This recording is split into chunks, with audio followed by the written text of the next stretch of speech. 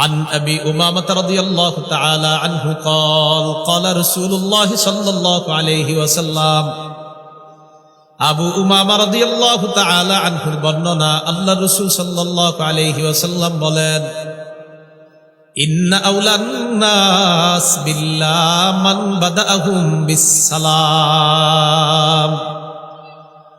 নবীজি বলেন মানুষের মাঝে ওই মানুষটা আল্লাহর সবচেয়ে নিকটবর্তী হয়ে যায় যে মানুষটা আগে সালাম দেয়। যে মুসলমান আগে সালাম দেয় সে আল্লাহর একদম কাছাকাছি সবচেয়ে নিকটবর্তী হয়ে যায়।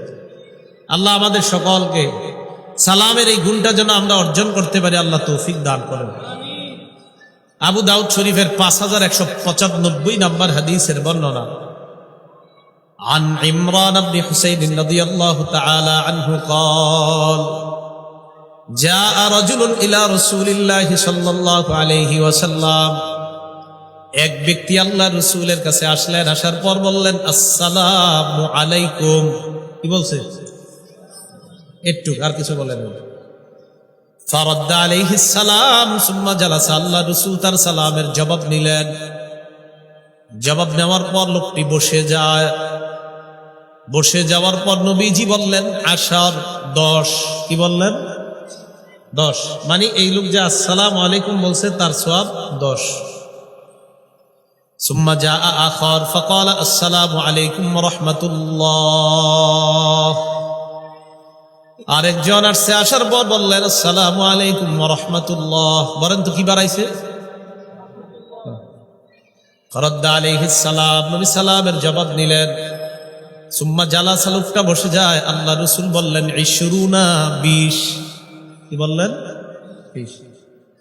সুম্মা জাআ আখার ফাকালা আসসালামু আলাইকুম ওয়া রাহমাতুল্লাহি ওয়া বারাকাতুহু। ফারাদ্দা আলাইহিস সালাম, নবীজি তার সালামের জবাব দিলেন। সুম্মা জালাসা, লোকটা বসে যায়। নবীজি বললেন 30। তাহলে আসসালামু আলাইকুম কত? আসসালামু আলাইকুম ওয়া রাহমাতুল্লাহ কত? আসসালামু আলাইকুম ওয়া রাহমাতুল্লাহি ওয়া বারাকাতুহু 30। তো সালাম দিলে ওয়া বারাকাতুহু পর্যন্ত দিলে 30 নেকি পাবেন। কয় নেকি পাবেন? 30 নেকি। আবু দাউদ শরীফের 5196 নম্বর হাদিসের মধ্যে আসছে, এক ব্যক্তি আল্লাহর রাসূলের কাছে আসলেন। আসার পর বললেন আসসালামু আলাইকুম ওয়া রাহমাতুল্লাহি ওয়া বারাকাতুহু ওয়া মাগফিরাতুহু। কি বাড়াইছে? নবীজি সালামের জবাব নিলেন। ওই লোকটা বসে যায়। আল্লাহ রাসূল বললেন 40। কত বললেন? 40। আসসালামু আলাইকুম 10। আসসালামু আলাইকুম ওয়া রাহমাতুল্লাহ 20। আসসালামু আলাইকুম ওয়া রাহমাতুল্লাহি ওয়া বারাকাতুহু 30। আসসালামু আলাইকুম ওয়া রাহমাতুল্লাহি ওয়া বারাকাতুহু ওয়া মাগফিরাতুহু 40। এতটুকু হাদিসে পাওয়া যায়। তাহলে 40 নেকি পর্যন্ত কথা হাদিসের মধ্যে পাওয়া যায়। কয় নেকি পর্যন্ত? 40 নেকি পর্যন্ত কথা হাদিসে পাওয়া যায়। তাহলে বলেন তো মুসলমানের হক কয়টা? ভুলে গেছেন কয়টা? 1 নাম্বার কি দেওয়া? সালাম দেওয়া। এখন সালামের জবাব দেওয়া কি হক নেই? হ্যাঁ, সালামের জবাব দেওয়া হক। সালাম দেওয়া যেমন হক, এক মুসলমান আরেক মুসলমানের সাথে সাক্ষাৎ করলে আমি ওনার সাথে সাক্ষাৎ করে আমি সালাম দিলাম, এটা আমার হক, আমি আদায় করলাম। উনি জবাব দেওয়াটাও এটাও হক, এটাও মুসলমানের হক। বলেন জবাব দেওয়া কার হক? মুসলমানের হক। দলিল বুখারীর 1240 নম্বর হাদিসের মধ্যে আসছে, নবীজি সাল্লাল্লাহু আলাইহি সাল্লাম সেখানে বলছেন মুসলমানের হক হলো রদ্দুস সালাম, সালামের জবাব দেওয়া।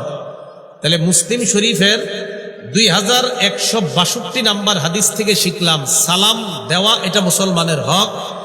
বুখারী শরীফের 1240 নম্বর হাদিস থেকে শিখলাম সালামের জবাব দেওয়াও মুসলমানের হক। তাহলে বলেন তো সালাম দেওয়া হক, সালামের জবাব দেওয়া হক। 2 নাম্বার ওয়াইদা দাআকা ফাআজিবহু, মুসলমান যদি তোমাকে দাওয়াত দেয় দাওয়াত গ্রহণ করবা, যাচাই বাছাই করে গ্রহণ করে নেবা। প্রতি বৃহস্পতিবারে দাওয়াত দিল আর সাদে গিয়া টানলেন আর নাচলেন, এই দাওয়াত না। বুঝা শুনে দাওয়াত যদি দাওয়াত গ্রহণ করার মতো হয়, শরীয়তি কোনো ওজর না থাকে, গুনাহের সম্ভাবনা না থাকে, তো সেই দাওয়াত গ্রহণ করা, এটা 2 নাম্বার। 3 নাম্বার ওয়া ইদাস্তানসাহাকা ফানসাহলা, কোন মুসলমান যদি আপনার কাছে উপদেশ চায় আপনি তাকে উপদেশ দেওয়া, আপনি তার কল্যাণকামী হওয়া। কোন মুসলমান আপনার কাছে আসছে, আপনি বড় একজন ব্যবসায়ী, ভাই আমি 5 লাখ টাকার মধ্যে নতুন একটা ব্যবসা দিতে চাইতেছি, আপনার কাছে পরামর্শের জন্য আসলাম। আপনিও কাপড় ব্যবসায়ী, আমাকে কিছু পরামর্শ দেন। আপনি চিন্তা করলেন এই বাজারে আমার ব্যবসা রমরমা, ও যদি এখানে ব্যবসা দেয় তাহলে তো সমস্যা। এখন ওরে আপনি কি করলেন, কিছু বুদ্ধি দিলেন। ও তো ভাবতেছে আপনি ভালো বুদ্ধি দিচ্ছেন, আসলে এমন বুদ্ধি দিচ্ছেন যে বিদ্যুতে ও লস খাবে। তাহলে এটা কি আপনি তারে কল্যাণকামী হইলেন না তার অকল্যাণকামী হলেন? অকল্যাণকামী। সূরা আরফ 60, 61, 62, সূরা আরফ 66, 67, 68, সূরা আরফ 79, সূরা আরফ 93, এই 4 জায়গায় 4 জন নবীর ব্যাপারে আল্লাহ আলোচনা করছেন। সূরা আরফের 60, 61, 62 নম্বর আয়াতে আল্লাহ নূহ আলাইহিস সালাতু ওয়াস সালামের ব্যাপারে আল্লাহ আলোচনা করেছেন। আল্লাহ বলেন, ক্বালাল মালাউ মিন কওমিহি ইন্না লানারাকা ফি দালালিম মুবিন। নূহ পয়গম্বরের জাতির মধ্যে যারা নেতৃস্থানীয় তারা নূহ নবীকে বললেন, হে নূহ পয়গম্বর, আমরা তোমাকে স্পষ্ট পথভ্রষ্টতার মধ্যে দেখতে পাচ্ছি। নাউজুবিল্লাহ। আপনারা ইদানিং অনেক আলেমরে আপনারা কমেন্ট করেন, সাধারণ জনগণ অনেক আলেমদেরকে ফেসবুকে বা ইউটিউবে কমেন্ট করেন যে উনি পথভ্রষ্ট আলেম। আপনি বলার কি উনি পথভ্রষ্ট?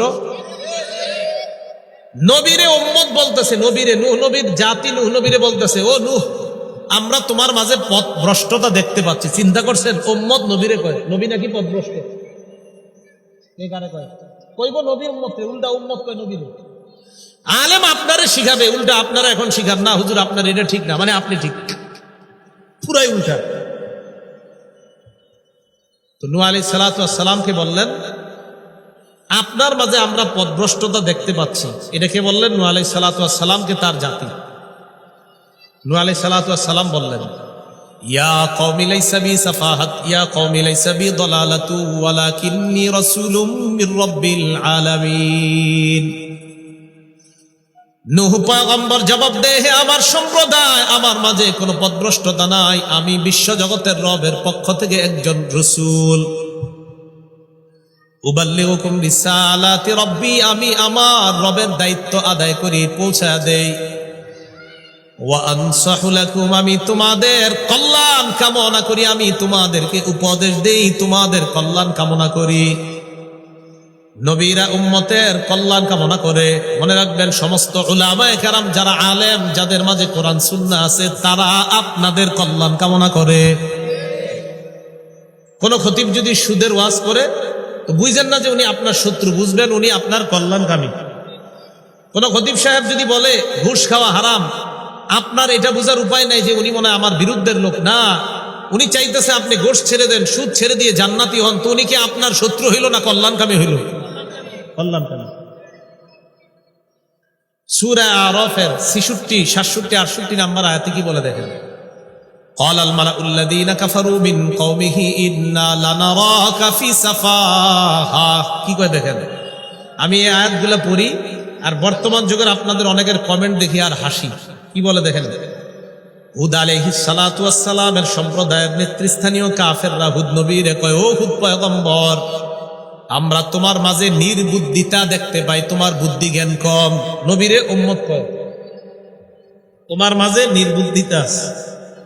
ওয়া ইন্না লানাযুন্নুকা মিনাল কাযিবিন, আমরা তোমারে মিথ্যাবাদী মনে করি। উম্মত নবীরে কয়, আমরা তোমাকে মিথ্যাবাদী মনে করি। উম্মত নবীরে কয়, আমরা তোমাকে মিথ্যাবাদী মনে করি।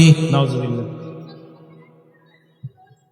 হুদ নবী জবাব দেয়া, কওমি লাইসা বি সাফাহা, আমার মাঝে কোনো নির্বুদ্ধিতা নাই।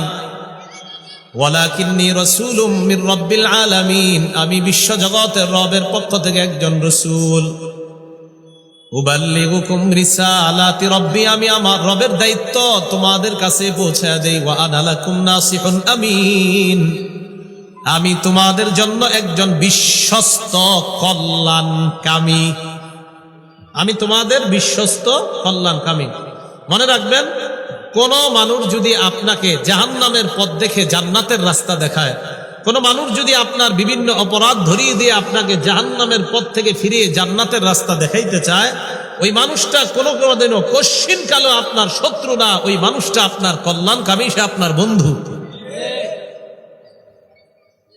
সূরা আরাফের ৭৯ নম্বর আয়াতে আল্লাহ বলেন, সালেহ আলাইহিস সালাতু ওয়াস সালাম তার জাতিকে বলে, ইয়া কওমি লাকাদ আবলাগতুকুম রিসালাত রাব্বি ওয়া নাসাহতু লাকুম। পরে কি কয় দেখেন, হে আমার সম্প্রদায়, আমি তোমাদের কাছে আমার রবের দায়িত্ব পৌঁছায় দিয়েছি। ওয়া নাসাহতু লাকুম, আমি তোমাদের কল্যাণ কামনা করেছি। ওয়ালাকিন লা তুহিব্বুনান নাসিহিন, তোমরা কল্যাণকামীদেরকে পছন্দ করো না। কি কয় দেখেন, কল্যাণকামীদেরকে তোমরা পছন্দ করো না, তোমরা ভালোবাসো না। কোন আলেম যদি আপনাদের সামনে এমন আলোচনা করে, যে আলোচনায় বুঝে আসতেছে যে আপনার ব্যবসাটা হালাল ভাবে হচ্ছে না, যে আলোচনায় মনে হচ্ছে আপনার বিভিন্ন জায়গার লেনদেনগুলা সঠিক হচ্ছে না, তো বলেন তো উনি যে এই ভুলগুলো আপনাকে ধরিয়ে দেওয়াটা, এটাকে আপনাকে জাহান্নামের রাস্তা দেখানো না জান্নাতের? এখন আপনি যদি বলেন থুর হুজুর আপনার কথা ভালো লাগে না, তার মানে আপনি কল্যাণকামীকে পছন্দ করেন না।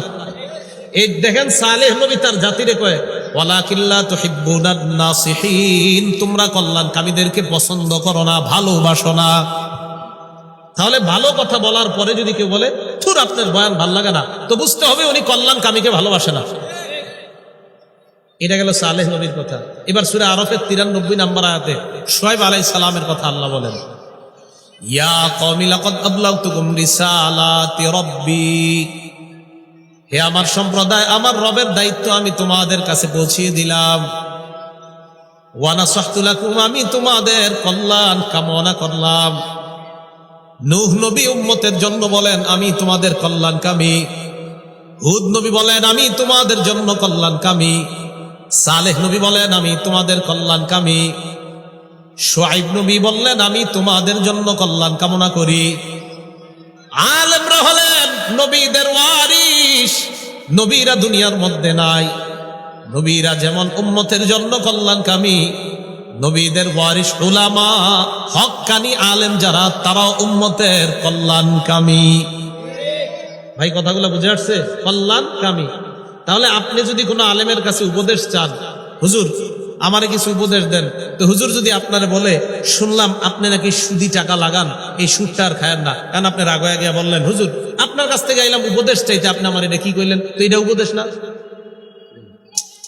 আপনি উপদেশ চাইতে আইছেন, তো ওনার কাছে উপদেশ চাইতে আইছেন, আর উনি বললেন ভাই আমি একজনের মারফত জানলাম আপনি নাকি সুদি লেনদেন করেন, তো আপনি স্বীকার করলেন হ্যাঁ আমি হুজুর সুদি লেনদেন করি, ঠিক আছে ভাই আর সুদ খায়েন না, জান হুজুর আপনার কাছে আমি উপদেশ চাইতে আইছি। এই যে হুজুর বললেন সুদ খায়েন না, এটাই উপদেশ। আপনি এটা শোনার পরে চিন্তা গেলেন সুর আপনার কাছে গিয়ে লেগে আইছি, তো আপনি আসছেন কেন? আপনি হুজুরের থেকে উপদেশ নিবেন আর সুদ খাবেন, লাভ হইল কি? আল্লাহ ইসলাম বুঝার তৌফিক দান করেন। সহিহ বুখারীর বর্ণনা ৫৭ নম্বর হাদিস, عن جرير بن عبد الله رضي الله تعالى عنه قال قال رسول الله صلى الله عليه وسلم بايعت رسول الله صلى الله عليه وسلم على إقام الصلاة وإيتاء الزكاة والنصح لكل مسلم। জারির ইবনে আব্দুল্লাহ বলেন আল্লাহর নবীর কাছে বায়াত হলাম, এক নাম্বার এই মর্মে বায়াত হলাম আমি নামাজ প্রতিষ্ঠিত করব, ২ নাম্বার এই মর্মে বায়াত হলাম আমি যাকাত আদায় করব, ৩ নাম্বার এই মর্মে বায়াত হলাম আমি সকল মুসলমানের জন্য কল্যাণকামী হব। বলেন আমরা, বলেন আমরা সারা পৃথিবীর সকল মুসলমানের কল্যাণকামী হবে। মনে থাকবে? সাহাবী জারির বলেন আমি রসুলের কাছে বায়াত হলাম, ১ নামাজ প্রতিষ্ঠিত করব, ২ যাকাত দিব, সারা পৃথিবীর মুসলমানের কল্যাণকামী হবে। কয়টা হক জানি মুসলমানের জন্য? মুসলমানের ৬টা। এগুলো ৩ নাম্বার। ৪ নাম্বার হাঁচি দেননি আপনারা? একজনে দেন তো। আচ্ছা যাই হোক, এটা সহজে আসে না, কিন্তু হাঁচিতে রোগ বিমারি বের হবে। এখন আসেন প্রথম কথা, হাঁচি যাদের আসবে, বলেন কি আসবে? হাঁচি যেই ব্যক্তি হাঁচি দিবেন, আপনার হাঁচি আসলে 4টি কাজ। বলেন আমার, আপনার, আমাদের হাঁচি আসলে কয় কাজ? 4 কাজ। ১ নাম্বার হাঁচি দিলে, হাঁচি যখন আসবে হাত অথবা কাপড় মুখে নিব। বলেন হাঁচি আসলে হাত অথবা কাপড় মুখ এই হাত অথবা কাপড় দিয়ে মুখ ঢাকবো, 1। 2 নাম্বার, হাঁচি যখন দিব আমরা আওয়াজটা চেষ্টা করব হালকা করার, আর মুখে হাত বা রুমাল দেন যদি আপনি, আওয়াজ অটোমেটিক হালকা হবে। 3 নাম্বার, আপনি হাঁচি যখন দিবেন, দেওয়ার পর হামিদাল্লাহ, আপনি আল্লাহর প্রশংসা করবেন, মানে আলহামদুলিল্লাহ পড়বেন। কি পড়বেন বলেন তো? আলহামদুলিল্লাহ। এটা হলো 3টা কাজ আপনার আমার। 4র্থ কাজটা উনি করবে, মানে আরেকজন যিনি শুনবে উনি বলবে ইয়ারহামুকাল্লাহ। তাহলে হাসি দাতা উনি হাঁচি দেওয়ার প্রথম কাজ মুখে হাত অথবা কাপড় রাখা, 2য় কাজ আওয়াজটা হালকা করা, 3য় কাজ আলহামদুলিল্লাহ বলা, 4র্থ কাজটা পাশের জন যিনি আলহামদুলিল্লাহ শুনবে তিনি ইয়ারহামুকাল্লাহ বলবে। মনে থাকবে? আগে শুনে নেই হাদিসটা, আবু দাউদ শরীফের 5029 নম্বর হাদিস। আন আবি হুরায়রা রাদিয়াল্লাহু তাআলা আনহু قال كان رسول الله صلى الله عليه وسلم اذا عطس। আবু হুরায়রা রাদিয়াল্লাহু তাআলা আনহুর বর্ণনা, আল্লাহ নবী যখন হাঁচি দিতেন, ওয়াদা ইয়াদাহু আও সাওবাহু আলা ফি, নবীজি তার হাত মুবারক অথবা কাপড় মুখের উপর রাখতেন। নবীজি যখন হাঁচি দিতেন নবী তার হাত অথবা কাপড় মুখে রাখতেন। 2 নাম্বার, ওয়া খাফাদা, আওয়াজ হালকা করতেন। 3 নাম্বার, ফাহামিদাল্লাহ, আল্লাহর প্রশংসা করতেন। তাহলে আপনার হাঁচি আসলে হাত রাখা, কাপড় রাখা, আর আপনি আলহামদুলিল্লাহ বলা। তো মুসলিম শরীফের যে হাদিসটা, মুসলমানের 6টা হক। 4 নাম্বার, কোন মুসলমান যখন হাঁচি দেয়, হাঁচি দেওয়ার পর যখন আলহামদুলিল্লাহ বলে, আমার আপনার দায়িত্ব হক হলো তার এই আলহামদুলিল্লাহর জবাবে ইয়ারহামুকাল্লাহ বলা, তার জন্য দোয়া করা। মনে থাকবে? আর যিনি হাসি দিবে তার কয় কাজ? যিনি হাঁচি দিবে তার কয় কাজ? 3 কাজ। আর পাশের জন জবাব দিবে মোট 4টা। তাহলে হাঁচি যিনি দিবে 3 কাজ বলেন তো? 1 নাম্বার হাত অথবা কাপড় মুখে রাখা, 2 নাম্বার আওয়াজ হালকা, 3 নাম্বার আলহামদুলিল্লাহ বলা, 4র্থটা পাশের জন করবে। 5 নাম্বার হক, ওয়া ইযা মারিদা ফাউদুহু, মুসলমান যখন অসুস্থ হয় তাকে দেখতে যাও। মুসলমান যখন অসুস্থ হয় তাকে দেখতে যাও। এখন দেখতে যাবেন কেন? দেখতে গেলে তো মালটা নিতে হবে, কমলা নিতে হবে, টাকা খরচ হবে, ঠিক না? ঠিক না স্যার? অসুস্থ ব্যক্তিকে দেখতে গেলে মালটা নিতে হয়, কমলা নিতে হয়, টাকা খরচ হয় না? তাহলে এটা না করা, করতে হবে তো। ইদা মারিদ, যদি মুসলমান অসুস্থ হয় তাকে দেখতে যাও। কয়েকটা হাদিস শোনাই, হাদিস শোনার পরে তো আপনারা চিন্তায় পড়ে যাবেন যে এতদিন কেন দেখতে যায়নি অসুস্থ মানুষকে। মুসলিম শরীফের 2562 নম্বর হাদিস, 2562। এই হাদিসের মধ্যে আছে, ক্বালা রাসূলুল্লাহ সাল্লাল্লাহু আলাইহি ওয়াসাল্লাম, নবীজি বলেন, ইন্নাল মুসলিমা ইদা আদা আখাহুল মুসলিমা, কোন মুসলমান যখন তার অন্য অসুস্থ মুসলমানকে দেখতে যায়, এই মনে করেন আমি এই মুসলমানকে দেখতে গেলাম অসুস্থ, উনি অসুস্থ না, উনি তো সুস্থ আছেন নাকি? এখন অসুস্থ কোন মুসলমানকে যখন কেউ দেখতে যায়, দেখতে যাওয়ার পর মনে করেন আপনারা এই লালবাগ থেকে আজিমপুর একজন অসুস্থ ব্যক্তিকে দেখতে গেলেন, আজিমপুর দেখতে যাওয়ার পর আবার আপনি লালবাগের বাসায় যখন আসবেন, আবার বুঝেন আজিমপুর দেখতে গেলেন, তো এইখানে আমলিগুলো আসলেন, দেখতে গিয়ে আসলেন, নবীজি বলেন লাম ইয়াজাল ফি খুরফাতিল জান্নাহ হাত্তা ইয়ারজিআ ফি খুরফাতিল জান্নাতি হাত্তা ইয়ারজিআ। এই যে আপনি আমলিগুলা থেকে আজিমপুর গেলেন, অসুস্থ ব্যক্তিকে দেখলেন, আবার আপনি বাসায় আসলেন, এই বাসায় আসা পর্যন্ত জান্নাতের ফল আপনি পারতেছিলেন, জান্নাতের ফল পারতেছিলেন। অসুস্থ ব্যক্তিরে আপনি দেখতে গেলেন, বাসায় আসা পর্যন্ত আপনি যতক্ষণ অসুস্থ ব্যক্তিরে, এখন যদি গুলশান দেখতে যান, আজিমপুর গেলে সময় কম লাগবে আর গুলশান গেলে বেশি লাগবে, কোনটা বেশি লাগবে? এখন আপনি এখান থেকে গুলশান কোন অসুস্থ ব্যক্তিকে দেখতে গেলেন, আবার বাসায় আসার আগ পর্যন্ত কেমন যেন আপনি জান্নাতের ফল একের পর এক পারতেছিলেন, তথা জান্নাতের প্রচুর ফলের মালিক হয়েছিলেন। তিরমিজি শরীফের 2008 নম্বর হাদিসটা শুনেন। ক্বালা রাসূলুল্লাহ সাল্লাল্লাহু আলাইহি ওয়াসাল্লাম, নবীজি বলেন, মান আদা মারিদান আও যারা আখুল্লাহু ফিল্লাহ, কোন ব্যক্তি যদি অসুস্থ ব্যক্তিকে দেখতে যায়, আও যারা আখুল্লাহু ফিল্লাহ, মান আদা মারিদ, অসুস্থ ব্যক্তিকে যদি আপনি দেখতে যান, আও যারা আখুল্লাহু ফিল্লাহ, অথবা কোন অসুস্থ ব্যক্তিকে দেখতে গেলেন, অথবা আপনার ভাইয়ের সাক্ষাতে গেলেন আল্লাহরে খুশি করার জন্য, অসুস্থ ব্যক্তিরে দেখতে গেছেন আল্লাহকে খুশি করার জন্য। নাদাহু মালাকুন, একজন ফেরেশতা তাকে ডাক দিয়ে বলে, নাদাহু মুনাদ, একজন ফেরেশতা তাকে ডাক দিয়ে কয়। আপনি গেলেন অসুস্থ ব্যক্তিকে দেখতে, একজন ফেরেশতা আপনাকে ডাক দিয়ে কয়, তিবতা, তুমি কল্যাণময়, তুমি কল্যাণময়। ওয়া তাবা মামশা, এই যে তুমি আসলা, হেঁটে আসলা, এই হাঁটাটাও কল্যাণময়। ওয়া তাবাওয়াতা মিনাল জান্নাতি নুজুলা, তুমি জান্নাতের মধ্যে অলরেডি একটা ঘর বানিয়ে ফেলছো। এটা ফেরেশতা আপনাকে বলে। আপনি যখন অসুস্থ ব্যক্তিকে দেখতে যান, ফেরেশতা তখন আপনাকে বলে, এক নাম্বার তিবতা, তুমি কল্যাণময়। দুই নাম্বার অতবা মামশাকা, তুমি যে আসলা না, তোমার আশাটাও কল্যাণময়। তিন নাম্বার ওয়াতাবাওয়াতা মিনাল জান্নাতি নুজুলা, এই ব্যক্তি তুমি অসুস্থ ব্যক্তিকে দেখে এসেছো না, জান্নাতে একটা ঘর তুমি বানিয়ে ফেলছো। তো অসুস্থ ব্যক্তিকে দেখতে যাবেন তো, তাহলে মালটা কমলার টেনশন করা যাবে? একটু খরচ করে যায়। তিরমিজি শরীফের 969 নম্বর হাদিস, 969 কত হয়? 969 কত হয়? 969 এই হাদিসে। হ্যাঁ, 969 969 এই হাদিসে দেখেন কি বলে, এটা তো আরো অবাক হাদিস। এই হাদিসের মধ্যে আসছে, ক্বালা রাসূলুল্লাহ সাল্লাল্লাহু আলাইহি ওয়াসাল্লাম, নবীজি বলেন, মা মিন মুসলিমিন ইয়াউদু মুসলিমান গুদওয়াতান, এখন সন্ধ্যা না সকাল, এখন সকাল না সন্ধ্যা, মানে রাত। নবীজি বলেন, কোন মুসলমান তার কোন মুসলমান ভাইকে যদি সকালবেলা দেখতে যায়, কোন মুসলমান যদি অনবেলা দেখতে যায়, অসুস্থ ব্যক্তিকে দেখতে যায়, ইল্লা সাল্লা আলাইহি ৭০ আলফা মালাক, ওই ব্যক্তির জন্য ৭০,০০০ ফেরেশতা দোয়া করে। অসুস্থ ব্যক্তির জন্য না, কিন্তু আপনার জন্য, আপনি যে দেখতে গেছেন। তাহলে সকালে গেলে অবস্থা। নবীজি বলেন, ওয়াইন আদাহু আশিয়া, যদি সন্ধ্যায় দেখতে যাও, ইল্লা সাল্লা আলাইহি ৭০ আলফা মালাকিন হাত্তা ইউসবিহা, সন্ধ্যায় যদি কোনো অসুস্থ ব্যক্তিকে দেখতে যাও, সকাল পর্যন্ত ৭০,০০০ ফেরেশতা দোয়া করে। তাহলে সকালে গেলে সন্ধ্যা পর্যন্ত, সন্ধ্যায় গেলে সকাল পর্যন্ত ৭০,০০০ ফেরেশতা দোয়া করে। তাহলে এই পঞ্চম হকটা মুসলমানের, যে কোনো অসুস্থ ব্যক্তিকে দেখতে যাওয়া, আদায় করবো তো ইনশাআল্লাহ। এটা খুব গুরুত্ব দিব আমরা, খুবই গুরুত্ব দিব আমরা, এটা খুব গুরুত্ব দিব আমরা ইনশাআল্লাহ। আল্লাহ তৌফিক দান করেন।